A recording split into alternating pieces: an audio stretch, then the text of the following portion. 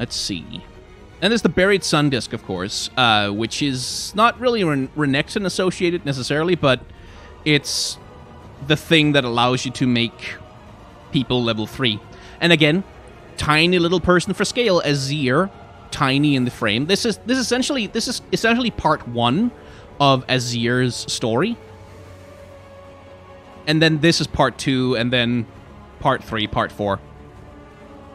The Buried Sun Disc is essentially the first part of his story, where he's like first stepping out and seeing Shurima fallen, and right like before he makes the decision to try and start rebuilding the thing.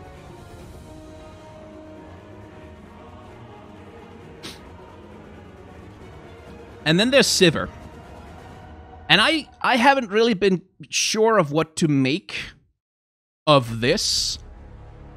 I think they're trying like for an Indiana Jones sort of / Lara Croft Tomb Raider kind of thing, where it's like she's dodging the laser beams in this tomb that she's trying not to trigger the traps, I guess. So she's doing this rather awkward pose where she's got one foot like it's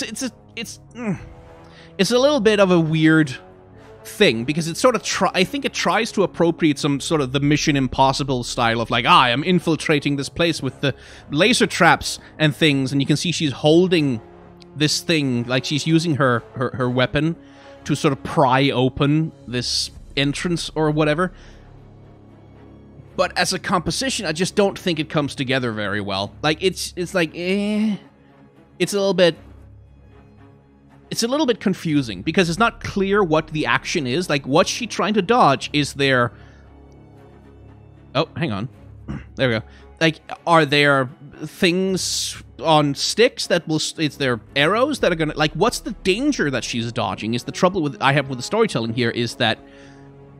Like, I don't know what she's avoiding. Like, okay, there's these laser beam, sunlight beam looking things, but what's the stakes? What's she trying to do? Is she trying to infiltrate? Is she trying, like, I don't know. It doesn't really, I don't really see the storytelling of what exactly is going on beyond the sort of broad gesture towards its Mission Impossible stuff, but also Tomb Raider. Yay. So I don't know, and that makes the pose more awkward too, because it's like, okay, she's bracing herself here, and then with that thing, and then up there, but then how long, like, there's something about the perspective here where, like, this pillar there that's floating up top, it looks like it should be further away. Like, it looks like it should be hovering, like, further above her, really far away, but because she's touching that and touching this, clearly they're very close together. But then what's the scale? Like, there's something with the scale of the image that just kind of doesn't work for me at all, which is like, a little bit... It's not really my favorite art, this thing, because it's just not clear to me what the storytelling is trying to do. Mostly color and contrast makes Sivir the main character of this image, by the way. That's where her level 2 is like a lot more, okay, here, I know what's going on here. She's fighting these people, and she's thrown her boomerang blade around, and it's like, and now it's returning to her hand, and she's like not even looking at it, because cool guys don't look at flying boomerang blades coming back to their hand. So she's gonna grab that thing and keep going. And she's looking away from the viewer as well. She's looking towards the next thing that she's fighting, whatever the hell that may be. So it's like there's an action scene going on here. Now, Riot, I do wish, like, when you have this character who's like a desert mercenary who spent her entire life fighting and, like, getting hurt and killing people and running in sand, and, like, I wish you would let her have... I mean, I'm not saying she should be shredded, but at least visible abs, like some core muscles, anything, rather than whatever, like, this... Her waist is, like, slimmer than her fucking thigh. Like, her waist is, like... It's, like, smaller than her thigh. Surely she has, like, kidneys, right? Like, she has internal... It's a stylization. Like, it's a stylization. It's about, like, oh, she's... the thing. It's fine, but it's like, really? Like, you prioritize that over the storytelling for the character? and also scars. That's the other thing, is like there's literally a story on Universe right now where Sivir is, like, she's rescued by Talia, basically. And Sivir, like, she's been stabbed in the side, she's kind of bleeding out. She might essentially be dying, like, if not for her massive willpower to survive, where she has this huge wound in her side. And, like, this happens after that. Like, this is post that particular story scene, but I guess living a life as a mercenary wearing not very much armor whatsoever, Sivir has never acquired a single scar. She, like, never had an injury at all. She's just healed all of them with magic because she cares so much about the perfection of her skin. Like, what's the storytelling here? It's like, is she a badass desert mercenary? Or is she this untouchable warrior princess who has never been injured in her life? Like, make up your minds, Riot. God damn it. Anyway, that's just a little character design annoyance I have. The composition of this image is a lot better. Like, I get a sense of forward momentum from her pose, like, that she's clearly, like, she's thrown her boomerang, she's hit all these people, and now she's, like, just stepping forward, keeping her momentum going as she steps further into whatever this space is. I guess she disturbs some tomb guardians or something. And that works pretty well. And you have, again, she's sort of, she's highlighted in the center of the frame. She's contrasted against everything else in the background. The other characters are much less saturated and has a worse contrast, so same as pretty much any other image.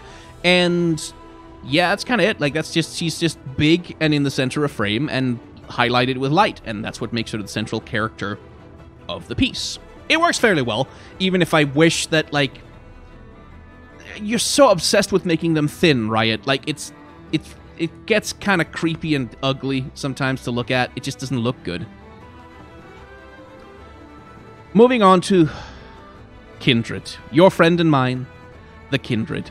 And here, the framing is, like, ridiculously obvious, because it's the body of Wolf creating this spiral where Lamb is at the center of the image.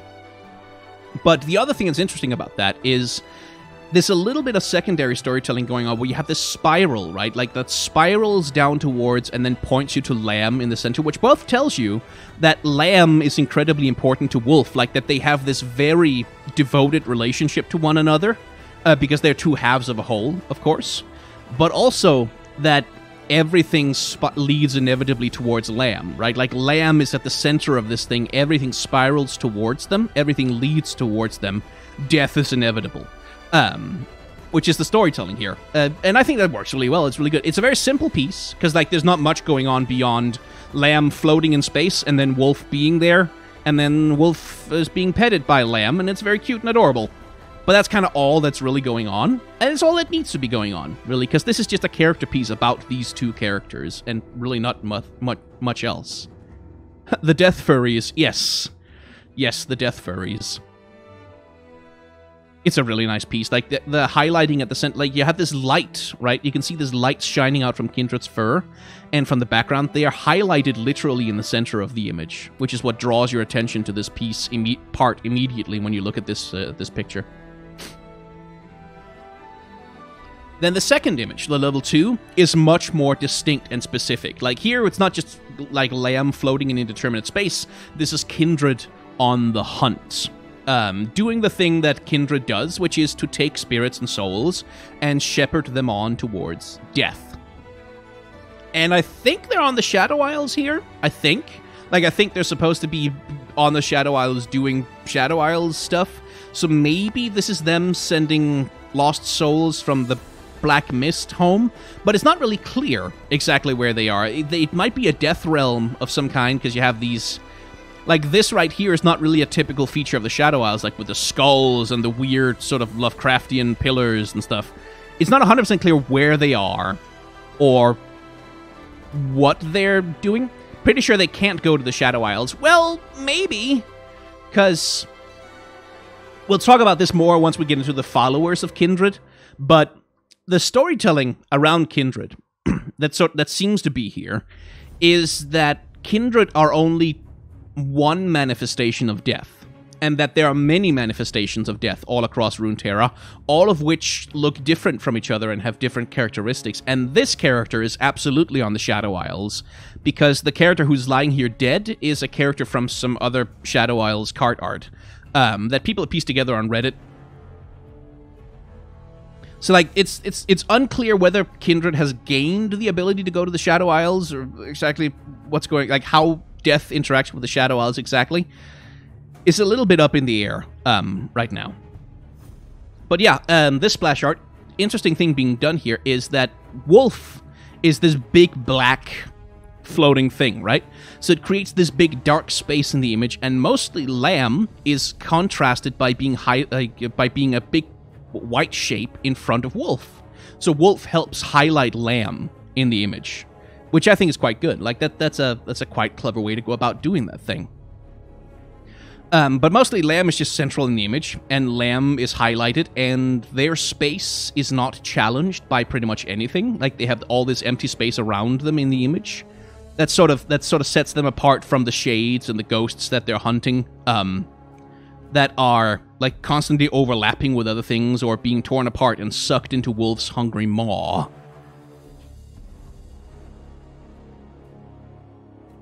I really like the level 1, though. Like, this is such a good piece of art. Like, you can tell what the relationship is between these two characters instantly.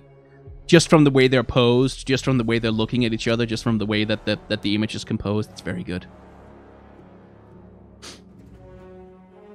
And then we have... yeah.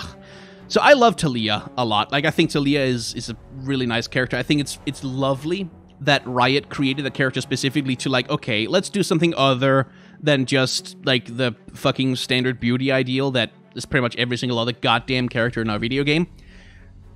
And then they did this, and Talia looks a lot paler, and her nose looks a lot less distinct, and she looks like a lot less like her League of Legends incarnation, and that is, and Riot has said that this art was not supposed to turn out this way, that they're not really happy with it either, like that they're gonna be making some changes to her to make her look more like she does in League of Legends, so that's cool, but it is still, like, this is Shurima. Why, what is with the, okay, whatever, doesn't matter. They're changing it, so I won't comment on it any more than to say that. Anyway, the composition of this image is fantastic. I really like the composition, and I like the storytelling that's happening with Talia as well. Because Talia has been a very solitary character in the lore. Like, she's this young rock weaver who's traveling away from her village, who meets Yasuo, of all people, who kind of teaches her how to handle her magic, and, like, teaches her discipline and some of the spiritual disciplines of Ionia.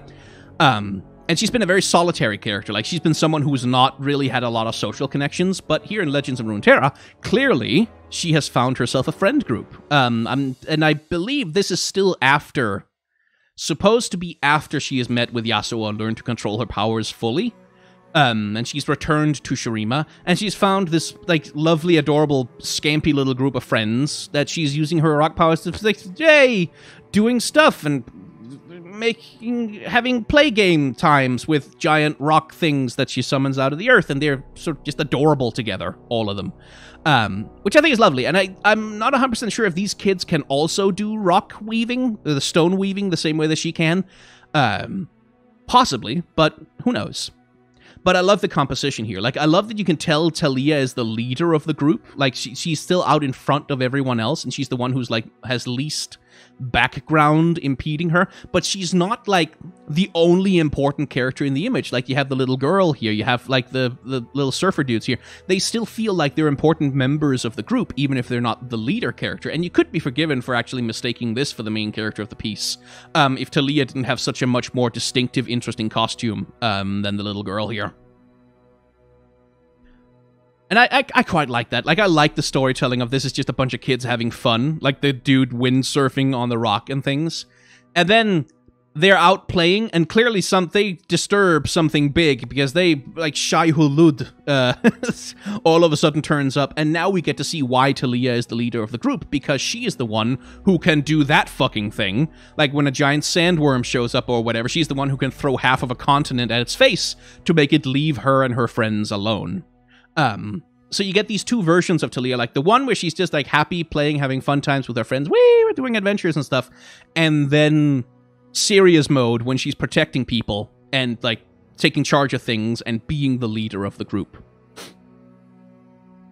And again, the composition here is doing a lot to make Talia the central character. You can see how, like, look at her arm here, and then look at the flow of the rock in the background. Like, the flow of the rock kind of follows the movement of her arms. So you can, like, even if you don't know specifically what her powers are, you kind of get the sense that, oh, is she making that happen? Because it kind of seems like this, like, it's doing the thing that she is doing. So there's some consonance there.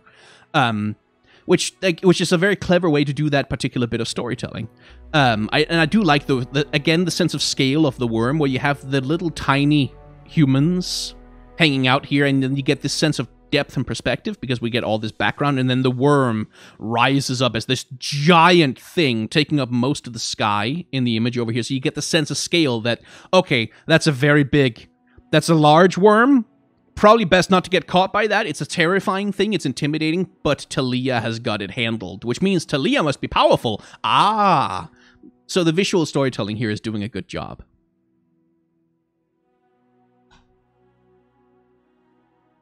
And we have Captain Fuckboy. Look at this asshole. Piece of shit. Bad person, Jarvan. Not a good person. He's a bad person. He thinks he's a hero, but he's actually just a piece of shit. I'm showing my biases here. Jarvan the Fourth. And this is a piece from the past of League of Legends history. This is Jarvan, like, long before Sylas and the Mage War and, like, the whole rebellion thing. This is Jarvan when he decided to go crusading against Noxus.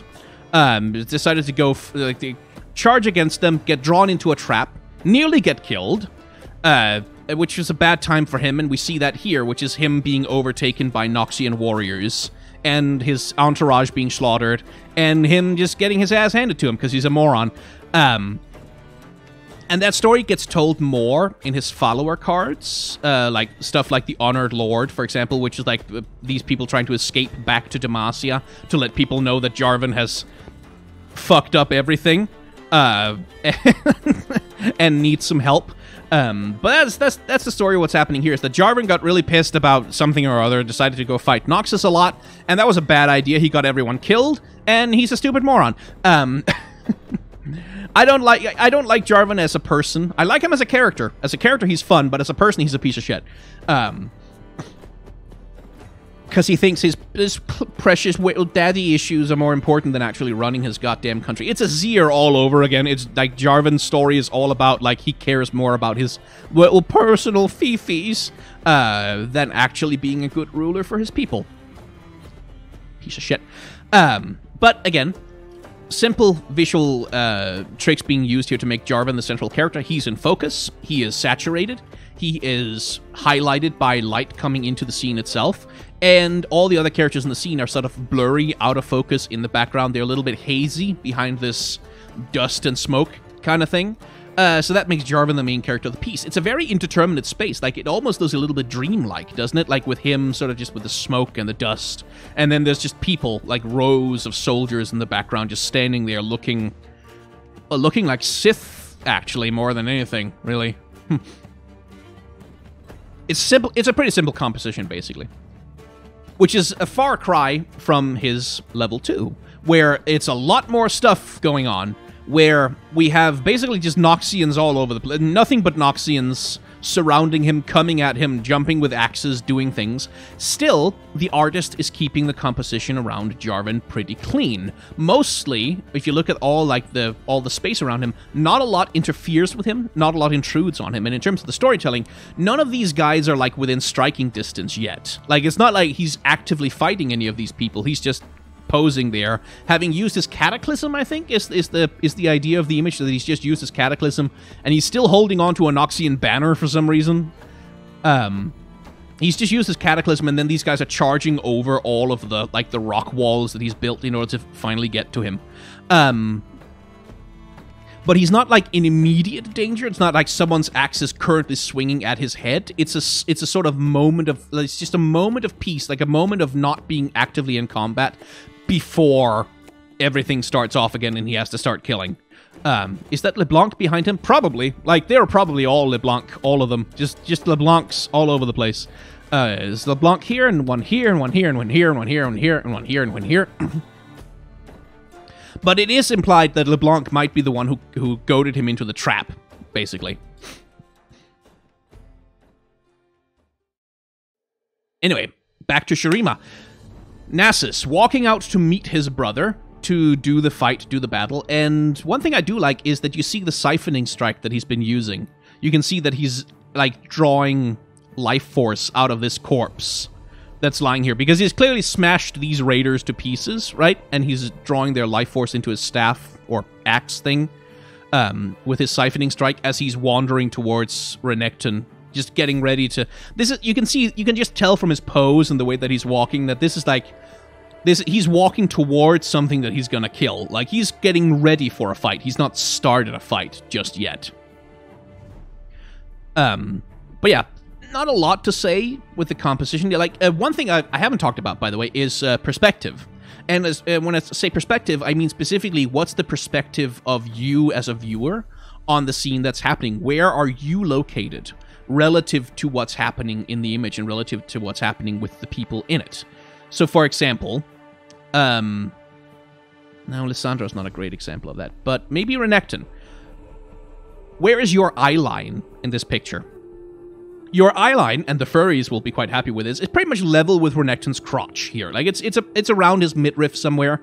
Our eye level is somewhere here. So Renekton, like his face, his upper torso, most of his body, is above us in the image, which is part of what creates the power dynamic, is that he's powerful and strong, and you should watch out for that guy because you are clearly placed below him, beneath him, looking up at him.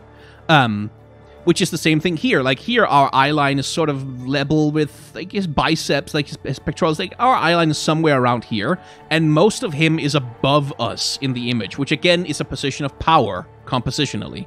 Same thing happening here. Like, our eye level, like, frankly, is, like, somewhere down around here, but we're leaning back so we can see the two characters, but they're both above us in the image. Contrast that with this picture of Azir, where's the camera placed relative to the character? It's actually hovering above him. We are not being overwhelmed by his power here. We are looking at him doing his thing. Like, this is much more of a sort of a neutral, well, not a neutral position, but much more of an omniscient position of, like, oh, we are observing the thing that is happening. We're not being overwhelmed by it, but we're just taking a look at it. Contrast that with here, where it's like, oh, holy shit, we're way down on the ground, and he's floating so far above us. Look at all this power that he has. And that's a compositional thing of how you manage a viewer's relationship with the characters that we're looking at. And the same thing here.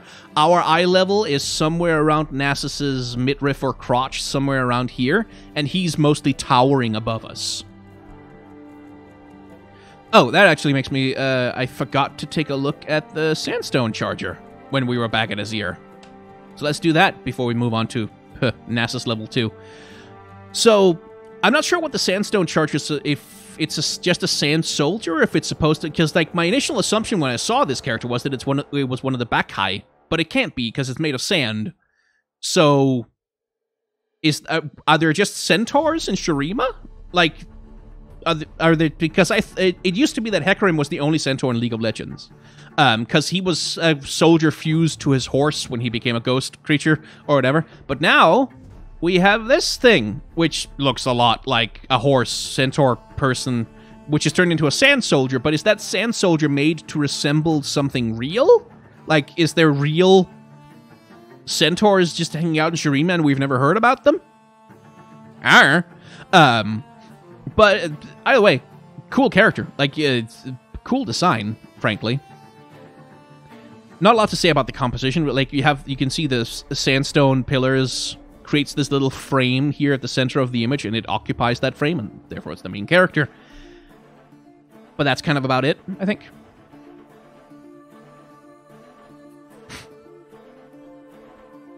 Nasus level 2. And once again, our eye level is somewhere down here, so Nasus is floating above us and sort of reveling and absorbing as much power as possible. What's interesting to me here is that he's clearly in a space that's full of water. which is interesting. Like, he's floating atop this pool of water in this sort of reflecting chamber of some kind. You could even see, like, the patterns of light that the water is reflecting onto the ceiling. Which tells me that this must be happening, like, at the very least after Azir has restored the sun disk, because that's the thing that brings water to the desert. So, where this takes place in the story, I'm not 100% sure, because it would have to be... This is not immediately part of the same action as this, or this. This is at some other point. This might be Nasus essentially charging up for battle before he exits his temple to fight Renekton. So... I'm not 100% sure where or how this is happening, but he is, like, siphoning a bunch of power into his staff here, the same way that he's doing from the corpse lying around here. So, not 100% sure where this takes place in time relative to the other parts of his storytelling. But yeah, the swirl of power creates a frame here. Like, literally, you can see this framing of Nasus floating in this dark, indeterminate space up in the middle, making him, like, a very obvious main character of the piece. Just from the framing that comes from all the light and the color in the swirl that is attaching itself to his staff and empowering him, clearly, like, making him float in the air. He's charging the ultimate bonk. Yes! He's gonna tell his brother to go to horny jail. That's what he's gonna do. Brother, go to horny jail. Bonk!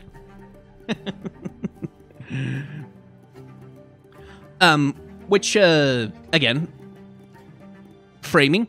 Renekton's body here is being used as part of the frame. Like, you can see how it kind of cuts off this space here, which then Nasus is capable of fully dominating, fully having control over. And Nasus is framed against, like, the clear sky. Like, nothing is really intruding on him or his space, so he gets to be this very clear, obvious, distinct character. Whereas Renekton, because he's getting knocked over, he's got all this background stuff. Is there details, rocks in front of him. Like, that kind of deprioritizes him as a character in the image. And that's kind of how you can tell that Nasus is dominant here. Also, that Renekton is in shadow. Like, mostly you can see his features, most of his character. Like, there's some highlights on him, but he's mostly in shadow, whereas Nasus is highlighted and literally lit up by the sunlight of the combat scene.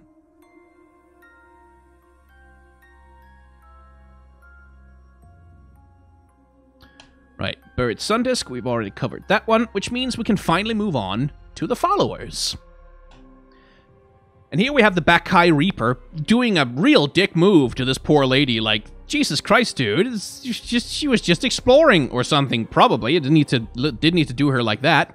So the Bakai are failed ascended. They are people who tried to ascend with the Sun Disk, but something went wrong, and they became these sort of half-ascended creatures that often, like, would go mad with power, or, like, bad shit would happen to them. Stuff, but apparently there was some use for them still to be found, where some of them, at least these guys, have taken up residence in Nasus's library as caretakers of his wisdom, stuff like that. They tend to hang out in, like, tombs and temples in Shurima and guard them against things. Not 100% sure what this Bakai is, like what it was supposed to be. Some of them you can tell, like, what they were supposed to ascend into. There's a hyena one we'll get to a little bit later. This guy is, I don't know, some kind of bird? Something along those lines? Like, he's got a little bit of feathery something going on. Not sure exactly what kind of animal he's supposed to be. But, once again, framing. Well, actually, not so much framing here, really, as it's just that he's highly contrasted in the center of the image. He's highly saturated. Everything else is covered in this light haze, and that sort of makes him the main character of the piece, with the secondary character being the lady that he has just murdered. A bat? Yeah, I could see a bat. No wings, but that could be a bat. But yeah, not a lot to say that we haven't covered already with this guy, really. Like, again, much like with the Sand Soldier, you have this weapon that sort of essentially cuts the image almost in half, and becomes this, like, this thing, like, no matter where you begin looking, you're kind of, oh, that thing, and then that will draw your eye to the character himself. Looks like a fennec fox or a jackal. Yeah, something. It's probably, who knows? It's something or other. Then we have this boring-ass guy, like a 3-1 for 1, What a boring card. It's just a stat line. Nothing interesting about it. But it's cool character. Like, you saw him in the cinematic, or someone looking quite like him. There's clearly more of him. And something I like about this image in particular is the sense of speed. Like, that even though, like, it's not like there's speed lines all over the place, but you get a sense of forward momentum from this guy and his Cayman crocodile character, whatever the hell. And that's being generated partly by the motion blur that's happening in the background, but also just by the posture and dynamism of the body of this crocodile. Like, you get this sense of, like, a thing charging into frame, charging essentially into your space, charging towards you as the viewer, which I think works. Like, it has a lovely dynamism to it, which is being held by the guy, like, with the whip, like, whipping around behind him as though it's being pulled by the wind or something along those lines. It's like there's a great sense of movement and speed in this image, also with the other raiders, like, riding along behind him. Better than Trifarian Rearguard by no can't block keyword. Yes, this is true, Pokfin. Shurima is basically Runeterra's Middle East. No, Shurima is Runeterra's Africa. There's a lot of Middle East in there, but much of the Middle East is also in Africa, so, you know, there's that. They've clearly, like, the inspiration that they've gone with is, like, there's clearly a little bit of Black Panther Wakanda in there. We'll talk about that as we get towards some of the Asir's followers. But, yeah. Composition-wise, not much to say that we haven't covered already, really. Like, it's all about color contrast and clarity, whereas anything that's out of focus is not... Anything that's out of focus is not the focus of the image, is what I was about to say, which is like... Yes, good insight, Sky, and that's very clever of you. But basically, just because the character is relatively in focus relative to everything else, that's what makes it the central thing. I do like that there's a share, like there's a sharing of, like, the raider, like the rider is a character, but the crocodile itself also gets to be a character in the image, which I quite enjoy. Then we have a slight continuation of the Crimson unit line, which is this cat creature with Karen hair, for some reason, which is part of the Crimson line of do damage to me to do damage to a thing. I don't think it's going to make Vladimir viable or anything, but hey, it's something. But we have this character here, who is... Let's see. I'm going to have to change the filter for this. Who is the Crimson Disciple, who has been an ongoing character in the whole Crimson line, who apparently has this little kitty cat, sharp creature, pokey thing, whatever the hell this is. It's just hanging out with her, doing hot girl shit on Instagram, I guess. And yeah, like the body of the Crimson is being used to create the frame that the creature itself occupies, which is what makes the creature the main character of the piece rather than the girl. Is that an emo cat? Yeah, it's basically an emo cat. Sleep paralysis demon. Yeah, something like that. But yeah, that you can see that the girl's body is creating the frame that the cat creature is then occupying in the center.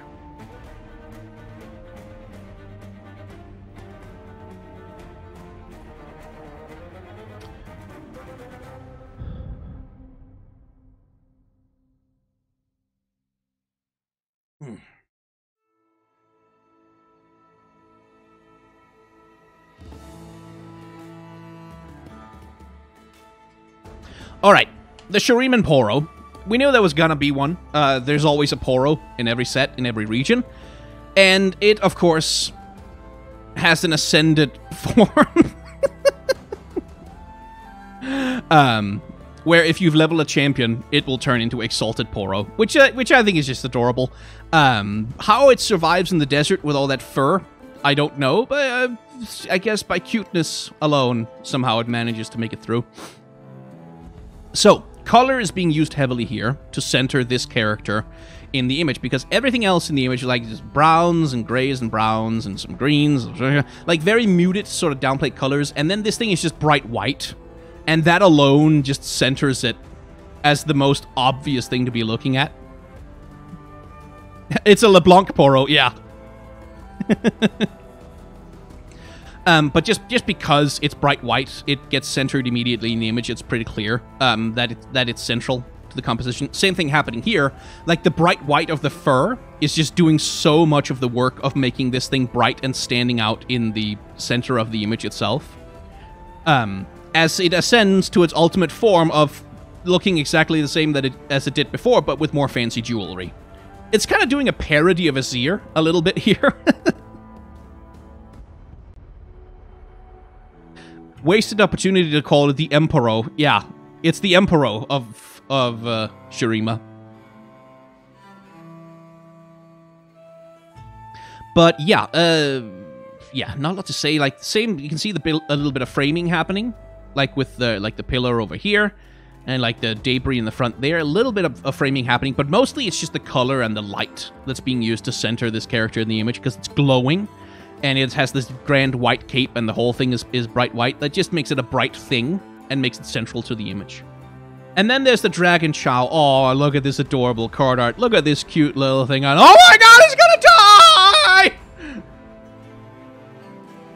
Like, the whole goddamn Legends of Runeterra subreddit being horribly traumatized by this entire card. Just because this thing is Dragon Chow. It is fodder for dragons. So it's gonna get eaten. It's gonna die. This adorable cute thing is gonna die. It's dying. This dragon's gonna eat it. There's nothing you can do about it. Riot is taunting you.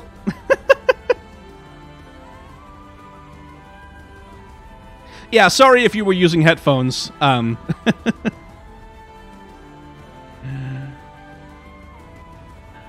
yeah, that's kind of, and the piece is kind of about that, really. Like, it's kind of about that taunt.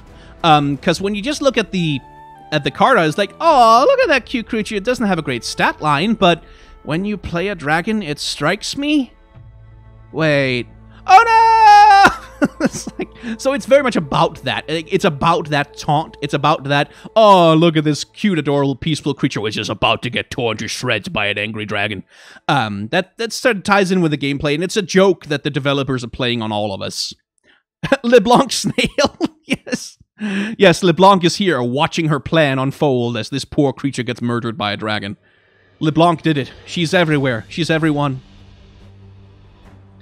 But that's a joke of the image. So you have two main characters here. We have the thing itself, which is about to get murdered, and we have the thing which is about to do the murder ring. So this one over here is highlighted by sunlight, and just kind of has this centrality to the composition with the little butterflies and like the peaceful little situation that it's in. And then the dragon here gets to be highlighted as well, and is also framed against the bright blue sky, which again gives it some space to occupy, so it becomes the secondary protagonist, or the secondary character of the image.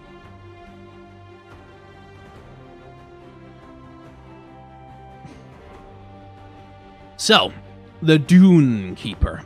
And here you can see the framing that we've been talking about previously, like, really, really clearly and obviously, because you have the spear of the guy in front of him here, the Sand Soldier, and you have the bodies of the characters that are next to him. They create this vertical, well, not vertical, because we're looking at this very tilted Dutch angle, but it creates this box-like space, almost, in the center of the image for the main character to occupy. And then the main character himself, like his face, his upper torso, like most of the identifiable features about him are unfettered by anything. Like, he has all of this open sky and this open space around him. That sort of gives him prominence, whereas the other characters, like the Sand Soldiers that he's standing around with, they are all sort of de-emphasized and kind of hidden away a little bit by contrast. He's also highly color contrasted, and he's highly contrasted by light in general. So all of that just combines to make a very obvious framing of this guy as the main character of this piece. Then we have the Penitent Squire. And once again, character design, like Riot. This lady is a professional soldier, right? Like, she's, like, maybe not, like, a high-ranking, but she's a soldier in training, right? Shouldn't she have, like, any amount of armor, like, any amount of armor? She's swinging around a sword that's, like, the size of herself. This is a huge weapon. should she not have, like, a muscle? Like, just one muscle, like, on her arm somewhere, so that she could maybe lift herself? Like, anything? No? Okay, well, fine, fair enough. It's such a weird character design decision, because, like, does she need to have thin arms to look hot here? Is that what we're doing? Because she's not... This is not an image about her being attractive. This is an image about her at, like, the lowest point in her life, having barely stumbled back to Demacia to let people know that, hey, Prince Jarvan did a stupid thing. It's like... So it's it's a bad character design decision, basically. It's just silly. LeBlanc is the banner. Yeah, she's the rain. Yes! She's the castle. I love that meme. Let's continue that meme forever. All of the characters are LeBlancs. Right. Anyway, visual storytelling here. This is, again, has kind of a Renaissance painting. Well, maybe not Renaissance necessarily, but it has kind of a... No, not Renaissance painting. It has more of a, actually, what's the thing I'm looking for? It's that it's that art like Jacques Louis David, and like the French propaganda painter of the French Revolution, like that kind of. It has that kind of energy of like a military propaganda piece, like what Baroque is that Baroque? I don't actually know. It has kind of that energy, like with this highly dramatized scene of like the beautiful sort of innocent woman characters, like, oh god, the nation is threatened by the thing of the heart, like this messenger who brings the important news to the authorities, blah blah. Like that kind of has that vibe, that energy of like a lionization, which fits Demacia pretty well. But yeah, so again, the framing is like the banner itself does a lot of work of sort of creating a space for her to occupy. She's essentially this triangular shape. Like with the banner, she forms this triangular jotting spike shape in the middle of the image, which makes her stand out really nicely. And then there's that heavy edge lighting around her character that also like gives her this shine to her, because we have this rainy, overcast sky, right? But there's just enough sunlight breaking through the clouds to just illuminate our main character here, as she's being helped to her feet by a couple of members of the Dauntless Vanguard. And it's like, it's just, as a compositional trick, this is again the thing that kind of makes me think of classical painting, because like having that big, like spike, that big jutting triangle in the center of the image, that's such a classic thing to do in order to make a character stand out in an image that's otherwise quite busy with other things that are happening. It works quite well. But yeah, Power Crept, she's basically a Cythria, but better. She's just better than Cythria. It's like, why would you have Cythria in your deck at all if you can have this? Which I think sucks, because Cythria's a great character and I love her.